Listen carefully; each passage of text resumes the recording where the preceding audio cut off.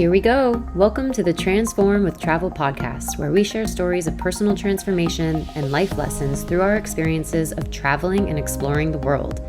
Travel is the ultimate accelerator for personal growth, and it can be the root catalyst for the pivots and plot twists we make in our lives. I'm your host, Kelly Tolliday, and it's my mission to inspire you to live life to its fullest, travel with an open mind and heart, and let the world show you a new perspective. I'm so grateful you're here with us today, so let's dive right in. Happy exploring. Welcome to the pod. Thank you so much for tuning in to the Transform with Travel podcast. I'm your host, Kelly, and I will be sharing my story today in a solo episode, one of the greatest adventures of my entire life, in how I met my husband, how I met Sam. So for those of you who can tell by my accent listening, I am American. I am from South Florida, born and raised, and my husband is Australian. So one of the first questions that we get when we meet people out and about, at the park, at school, whatever it is how did you meet? How did you guys get together? How did this happen? And they tend to think either we met when I lived in Sydney or we met in college somehow. But no, we met in an entirely different way, in a way that's unique to us, and in a way that if people who really know me and know Sam well prior to us meeting, they would say, this is exactly how they would meet their partners. So buckle on up. Let's go through a little origin story of one of the greatest adventures of both of our lives and how we've been able to merge our passions for traveling and exploring into one of the greatest love stories, in my opinion, of all time. Truly, this story, like any good story, unfolds well beyond the point of when we actually met. And it's a story of saying yes. It's a series of yeses that each of us took that led us to the path that made us land exactly where we landed in the moment of meeting each other. So essentially, this story started with me going to study abroad in Switzerland. I decided in the summer before my senior year of college, I was going to go study in Switzerland because they had a really great summer program for hospitality. And I was minoring in hospitality at the time. The program was based on top of a mountain in Switzerland above the town of Aigle. And it was based in a really awesome hospitality school in Switzerland. So I decided that sounds great. Switzerland is so centrally located into all the places that I wanted to go to Europe. And it was a really great group of people going. I knew some of them already from my hospitality program, and I was going to room with a really good friend of mine from college. So it was going to be a really awesome summer. And it ended up being a beautiful, beautiful adventure that we went on. We had so much fun, just laughing hysterically the entire summer, all the way around Europe. And I met a really good friend through the study abroad program. There was about 20 people total and only 2 boys. And he was one of the 2 boys. And we became really good friends. And after we returned home from our study abroad program, we were sitting at a bar at our college town, both of legal drinking age, might I add. And he was telling me how he was going to go back to Europe. He was going to go to Ireland in a couple months for a family wedding, and that he was able to bring a +1, and his girlfriend wasn't able to make it at the time. And he had all these hotels booked and the car booked with his brother. And I said, well, I'll go, if your girlfriend doesn't mind, I'll go. And so then I decided that I wanted to go back to Ireland in a couple months. And luckily my parents are pretty used to, at this stage of my life, we're pretty used to me coming up with some crazy adventures, and truly their ability to trust in my judgment, their ability to trust that I could assess a risk and that I could take that risk and that I could land, 9 times out of 10 safely from that risk. Their belief in me is truly what's allowed me to take some of the biggest leaps in my life and know that even if I fall, I can get back up again, that even if it's a quote unquote failure, that I've learned something from it and I can move on. And that belief is really what's allowed me to take all of these risks and adventures and say yes to all of these beautiful things in my life because of that. And so when I went to my parents and I said, hey, I want to go back to Ireland. It's going to go with my friend from study abroad. I've met his parents. They're very great. They're awesome, down-to-earth people. Half of his family's from Ireland. So, we've got a lot of friends and connections there. And they said, okay, within 45 minutes, I booked my flight. I believe it was on Expedia. We found a flight really quick. I don't know how we got away with it, but around Thanksgiving time, we got a flight for $600 round trip, which was incredible. And I was off on my way. By the time it was my last Friday, right before Thanksgiving break from college, and we were on our way to Ireland the next morning. And so we flew from Tallahassee down to Orlando, and then from Orlando to Dublin. We land in Dublin at about 6 a.m. So, of course, we're groggy, we're tired, we're all the things, jet lagged. And his dad meets us at the airport, drives us into the center of the city. We were right inside Temple Bar, the tourist central of Dublin, but also where all the bars and nightlife and, dare I say, part of the entertainment culture of Dublin. I don't want any Irish local Dubliners to get mad at me for saying that. But we landed and we walked straight up to our hostel in the center of Temple Bar. And it was probably the tiniest hostel I've ever seen. We hosteled our way all around Europe, and that was hands down the smallest room I've ever seen, with a triple bunk stacked on top of each other, and a bathroom that you basically had to squeeze your way through the door to get in. And it was the three of us. It was me, my friend, and his brother sharing this room. And I knew it was going to be the start of an epic adventure. I think we took like a short hour, maybe 2-hour nap, freshened ourselves up, and we were off out to get some lunch in Temple Bar and just started our journey. We saw a flyer in the hostel for a pub crawl, and immediately we said, yes, we're doing it, of course. Why would we not go do a pub crawl through Temple Bar? We had some of the best nights during our study abroad program when we did a pub crawl in Prague, in Spain, and all the places around Europe that we did for our study abroad program. We happened to just stumble upon pub crawls, and so we decided, let's do this one in Dublin. Best way to see some of the top bars in Dublin at the time. So we got ourselves ready for the pub crawl. We walked to the first pub.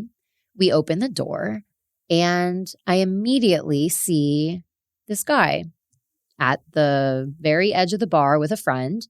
I didn't really notice his friend too much, and I just locked eyes with him, and I said, oh, wow, okay. I don't know who he is, but I'm going to be friends with him. He was wearing what I called capris back then, what I now know are chinos, and he was wearing a sweatshirt. It's cold in Dublin in November. And we lock eyes for a little bit, but then me and my friends, we get a table separate from the bar, and we sit down. And we have our wristbands on for the pub crawl, but I didn't notice that if he had a wristband on or not. I didn't get that close to be able to see if he had a wristband on. So I decide that I need to go to the bathroom. So I walk to the bathroom, and by the time that I leave the bathroom and come back to sit down at my table, there are 2 more chairs pulled up at our table. And lo and behold, it is this mystery man with his friend sitting with my 2 friends at the table. So we find out that we're all on the same pub crawl. So, of course, that's instant friends. You get to build a rapport with your crawl mates before you start on the tour of the city. So I learned that mystery man's name is Sam. He does have a name. His name is Sam, and he is from Australia.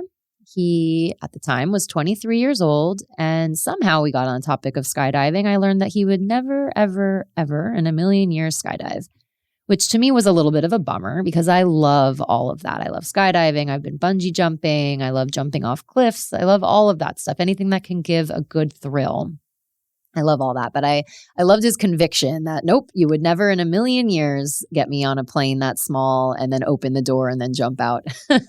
Somehow that should be a good sign of someone who's very stable and secure. But in my mind, I was like, damn, I love the adrenaline-seeking guys, I guess. So we continue on the pub crawl and we go to the second bar. Of course, there's some drinking games set up and there's more people that start joining the pub crawl, and we're having a lot of fun. And then we go to the third bar, and then I believe we go to the fourth bar. And by the time we get to the fourth bar, his friend turns to him and says, "Look, mate, I'm tired. I want to go home." And I turned to him a little emboldened and brazen. I don't know what the right word is. And I was just like, "No, I don't think you're allowed to leave. I think you have to stay." And so Sam turned to his friend and said, "Yeah, I'm going to stay here. You can go home." And we spent the rest of the night getting to know each other and having fun and really just getting a little bit deeper with each other, with each pub, with each drink, just kind of opening up a little more, talking about our families, our values, our dreams, the places we want to go. And the more we got to know each other, the more we realized how much we had in common, how much our core values were similar, although we grew up in literally on opposite sides of the world. We had very similar family values, very similar family structures. And those are the types of things that you can't find very often, people whose values and whose hearts and missions really align with your own. Somehow it all got that deep over a handful of pints. But by the end of the night, we walked home from the last pub and he walked me to my hostel and we said goodnight. We exchanged Facebooks and he said, "Okay, at 8 a.m., we are going to meet at this cafe near my hostel and we're going to meet there for breakfast right at 8 a.m. And I remember thinking that I wake up early. I was a swimmer. I used to wake up at 5 a.m. every morning. There's no chance I'm not going to wake up for this. This episode is sponsored by Rising Nature Retreats.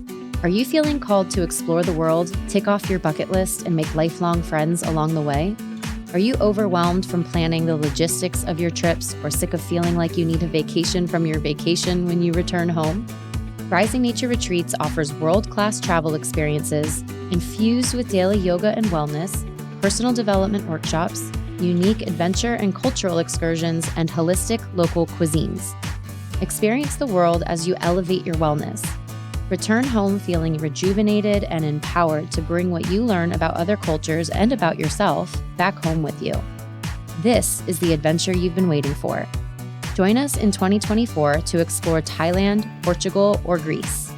Visit risingnatureretreats.com or at Rising Nature Retreats on Instagram and Facebook for all the brochures and information on upcoming international retreats and local classes and events in South Florida. And I wake up in the morning and I check my phone and it's like 10:30 and I slept through the entire breakfast I was supposed to meet him at. And I wake up panicking, totally panicking. And I check my phone, I check my messages. And the first message I see is from Sam. And it was maybe about an hour after he dropped me off at my accommodation. And it had said, "I'm so glad to have met you. I know that life will never be the same." And, by the time you're 21, you've received a couple love letters in your life, but this was one of the most affirming messages, one of the most affirming letters, I guess you could say, Facebook messages that I'd ever received, because in my heart, I also knew that was to be true. Luckily, the next message after that was from him at like 9:30, like, "Shit, I overslept. I hope you're not there waiting for me. I'm so sorry." And I had messaged back an hour later saying, "So did I. Let's meet at the cafe." So we ended up meeting at the cafe. All was well. We both overslept and we were there with his friend, who is now one of my friends as well. And we had breakfast. We did the hop on, hop off tour bus, which is excellent. Excellent way to see a city when you only have a little bit of time. And we toured the city together. We spent the whole day exploring. We went to the old jail there. We went to the Jameson factory. My friends met up with us later in the afternoon. We had dinner together, all 5 of us. And then we decided to build our own fun pub crawl that same night. We all bought funny, silly, ugly Christmas sweaters. And we made our own 12 pubs of Christmas through Dublin. Not knowing a single thing about Temple Bar. We just picked different bars and we wore the ugly Christmas sweaters.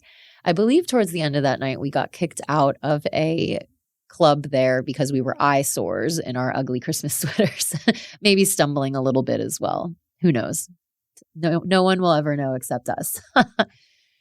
And so again, we said goodnight at the end of the night. And that was my last night in Dublin. He had a couple more days left before he traveled on to Switzerland to meet some friends, but that was truly it. We had 2 nights, 2 days of hanging out together. And the next morning we had a tearful goodbye. It was very, very sad.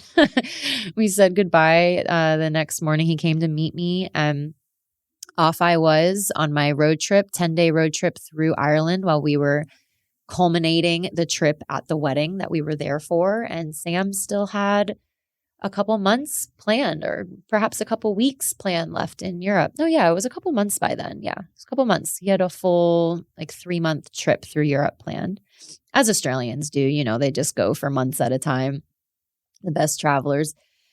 And we messaged. We were constantly in contact. Those 10 days I was in Ireland, I was messaging him. We would FaceTime. We would call. He'd be in different countries. He went to Switzerland, then he went to Sweden. And by the time that I left Ireland, I knew there was something serious happening between us. I knew there was something seriously happening between us by the time we locked eyes at that first pub when I first walked in. But this was just continuing to reaffirm what I already knew in my heart. And so on my last night, we're on FaceTime, and he said, look, my friend who I'm with in Europe has decided that it's too cold in Europe in the winter and that he's homesick and he wants to go home. But I still have a whole nother month left. I have all these hotels booked, all these flights booked through to after New Year's. Do you want to come back to Europe and spend my last 2 weeks with me, and we can spend New Year's together in Europe? So I went home, back to school. I was getting myself landed back in Tallahassee at Florida State, and I called my mom and I said, hey, I have met someone and I think it's pretty serious. And immediately my mom starts laughing and she's like, oh, I know how this is going to go. I already know what you're going to ask for. I can already see how this is going to roll. And again, I said, I'm going to go back to Europe the day after Christmas. This is just to put things in perspective. I landed back home, I believe, on December 2nd, and I was going to leave back to Europe on December 26th. By December 3rd, the day after I landed, I booked a flight from Fort Lauderdale to Barcelona to meet Sam. And we kept in contact every single day until the day that I landed. And I left on December 26th to meet Sam again a couple weeks later. And I got into Barcelona. We had a classic movie style running towards each other in the airport. He had flowers, big wrap around. Oh, wait, hold on. Let me back up. I thought I was going to miss my flight. So my flight was out of Fort Lauderdale. I had to go to New York at JFK, and then from JFK go to Barcelona. I was delayed 3 or 4 hours for a really bad storm. And I literally had, I'm not even kidding, maybe 20 minutes connection by the time that we landed in JFK to having to get to my gate. And if anyone's been to JFK, you know how much of a pain it is to get from terminal to terminal, from gate to gate. So I'm we land, I'd ripped my seatbelt off. I'm pushing in front of people to get to the very front of the plane. I'm crying, talking to the flight attendant. They get me all the way to the front. They push me past everyone. I'm sprinting through JFK, full on sprinting. And of course I'm in full winter gear because I'm expecting to land in Barcelona and be cold because it's December. And so I'm sprinting, pummeling people, throwing elbows, trying to get to my gate. They're calling my name over the monitor in the airport, last call for Kelly Schwantes. That was my maiden name. Last call for Kelly Schwantes. I make it to my gate. They pull the gate closed right after I run through, and I step onto this plane, and every single person on this plane is looking at me because I can tell that this plane has been waiting for me and now they're delayed because of me. So I felt really bad. Everyone's death staring me. I sit down in my middle seat. I have to peel off 45 layers of sweaters because I'm sweating my ass off so bad. I'm crying. I'm just so relieved I made it because I did not want to miss this opportunity to see Sam. I did not want to have to wait another day. And I text him saying, I did it. I made it. And then I turned my phone off. I didn't see what he had said next. So I landed in Barcelona. I don't have any service, so I didn't even turn my phone on, but I eventually found him, and he had been waiting there, just not sure whether I was going to step off that plane. He wasn't sure what was happening. That was really back in the day when there wasn't like readily available Wi-Fi everywhere. You didn't just get to like click on your travel pass on your service for your phone. So it was kind of difficult to get Wi-Fi. So he wasn't sure. I don't think he ever got the message that I landed and I made it. So we finally find each other in the arrivals lounge of Barcelona, and we're sprinting towards each other. Big hug, big kiss. He gives me a thing of flowers, and then we make our way to the hotel. And so we spend one night in Barcelona, which was really fun. And then we flew the next day to Berlin, where we met up with a couple of his friends from Sydney, and we had an Airbnb together so that we had spent New Year's in Berlin. The coldest New Year's I've ever spent in my life. We were hanging out for like 7 hours at the Brandenburg Gate waiting for the ball, or I guess their version of the ball dropping with fireworks and everything. It was so cold. And then from Berlin after New Year's, we went to London and we spent a couple nights in London. And by the end of our trip in London, by the end of our few days in London, we both wanted to tell each other that we loved each other, but we both knew how crazy it was that we had only really spent like 8 full days in person together. We had only really known each other for 5 weeks at that stage. But we both looked at each other towards the end of the trip, and we ended up telling each other that we loved each other and that we were going to make it work. And it was just really such a beautiful way to end that trip. We had to say goodbye at Heathrow Airport, which was really sad because we weren't 100% sure when we were going to be able to see each other again. This was the end of Sam's trip. So he was flying home to Australia and I was flying back home to Fort Lauderdale and then starting my last semester of university at Florida State. So this was my final semester of college and Sam was going back home. So if anyone knows Sam, they know that he will work his ass off to get what he wants. So he went home, immediately went to work, immediately started getting, building up his money again, because I did not know this at the time. But when I confirmed that I was going to come back to Europe to stay with him, he went through the process of changing his friend's name on all the flights and changing some of the rooms from like hostel rooms to like normal hotel rooms. And he didn't quite understand the concept that, yes, there's a fare change or a fare what's the word I'm looking for? A change fee. That's the word. And he thought the change fee was maybe €100 per flight, but he didn't understand the concept of a fare difference. And a fare difference, when you book it a couple weeks before New Year's, is a very big difference in fare. So I did not know how much money he had spent extra for me to be able to come and spend the last 2 weeks of his travels with him. But once he finally told me, I was shocked. He had spent an enormous amount of money for a 23-year-old backpacker. So he had to go home and replenish his funds. So he worked really, really hard. And I told him when I was coming to Europe, I said, look, I will come to you for this trip, but if this works out between us, it's on you to come to me next time. So he worked for 5 straight weeks, 6 straight weeks, day and night, every shift he could take. I was in the throes of getting back into studying. And within 6 weeks, he flew from Sydney all the way to Orlando, his first time in the US ever. And I picked him up. I drove down from Tallahassee, picked him up on Valentine's Day in Orlando. And then we drove over to St. Augustine and spent Valentine's Day together in St. Augustine. The funny thing is, Sam, when he was young, was given a $1 bill, which is very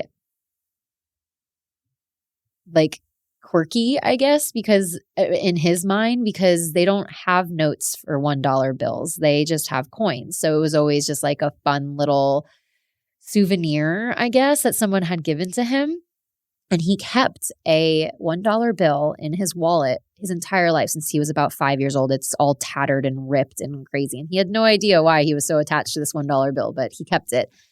And he also, out of any U.S. sports teams, growing up, he always gravitated toward the Miami Heat. And I'm from just north of Miami. So it was just all these little signs that why? Why would you be so obsessed with these, U.S.-based stuff as a kid? And so he landed in the U.S. We went to St. Augustine. And then from St. Augustine, after Valentine's Day, we drove up to Tallahassee, where he got to spend my last semester of university and really get a sense of what it's like to be in a US college system, which is very, very different to an Australian university education, university experience. We had sororities and fraternities, which he thought was wild. We'd be sitting in my sorority dining hall and he'd have dinner with us, and fraternities would be coming in, like singing on guitars and bringing puppies and inviting us to parties. And he'd be Snapchatting his friends like, whoa, this is like the movies. This is wild. So it was pretty cool for him to be able to have that, I guess you could say, cultural experience and get a really good sense of where I'm coming from my experience. And then after I graduated college, which was amazing for him to be there and be with my family, he went back to Australia, and 2 weeks later I flew out there and moved out there. So at that stage, it had only been 6 months of us being together, and we had decided to move to Australia together. And so I moved to Sydney right after college and started my postgraduate experience, my career over in Australia. And so it's been a really wild almost 10 years. It'll be 10 years in December, 10 years in November since we've met, which is crazy. And it's just been an adventure every single step of the way. He feels like a cozy home and a wild adventure every step of this relationship that we've been in, which is a really amazing feeling to have within somebody. We stayed in Sydney for a couple years. Well, we really stayed in Australia for 5 years. It was our home base. We traveled between Southeast Asia and Australia and back to the US a little bit. But Australia was our home base for 5 years, which was a really cool experience for me to kind of grow up as an adult in Australia. And then after we had gotten married, we decided to move back to the US. So in July 2019, we moved back to the US to set up our home base in my hometown in Florida. We're about 5 minutes from where my family lives. And now we raise our family here. We've got 2 daughters. My oldest, Layla, she's turning 3 soon. She's got 7 countries in her passport stamps. My youngest, Indy, went to her first country this year in Greece, and we're really instilling a sense of adventure and fun and exploration as part of our family culture. And I just share this story because it's just wild how one risk that you take, how one adventure that you take can lead and change your entire life. This is one of the biggest life pivots, one of the biggest adventures I've ever been on in my life. And it's really started off by saying yes to a study abroad program, which led then to a yes to go on a trip to Ireland to a family wedding that I've never even met before, to saying yes to go back to Europe to see Sam after only knowing him for 2 days, to saying yes to moving to Australia, to then saying yes to marrying him. And so it's really been a beautiful journey together, and I'm excited to share this story with you all. I hope it brings a smile to your face. I hope it brings you some optimism to your own life, just knowing that a change, a pivot, an adventure is around every corner, and just being open to those adventures, to those moments in your life that can unlock so much change and so much happiness and so much positivity. Not to say that our relationship hasn't been a lot of work, which it has. Meeting someone and falling in love in a few days and then moving across the world in a couple months has its own particular sets of challenges. But it's just been such a light in my life, and it's been such a fun story to be able to retell over and over and over and over again. And so maybe next time somebody asks me, I'll just send them a link to this podcast. But I just want to thank you so much for going on this journey with me, for listening to our story. Maybe one day I'll have Sam come on here and tell his version, which is, I'm sure, slightly different than the one that I've shared today. And yeah, I hope that you guys can share this and have a little laugh, have a little smile, and I hope you can say yes to your own big adventure soon. Thanks so much for joining. Thanks for tuning in to another episode of the Transform with Travel podcast. Don't forget to hit subscribe so you never miss an episode of inspiration, adventure, and exploration. If you felt inspired by this episode, please rate and review in whatever streaming app you're listening from. This allows us to spread the word even more and continue to serve up weekly doses of adventure. As always, we'd love if you could share the episode with someone in your life who you think will benefit from this conversation. Thanks so much for listening. This is your reminder to get out there and keep on exploring.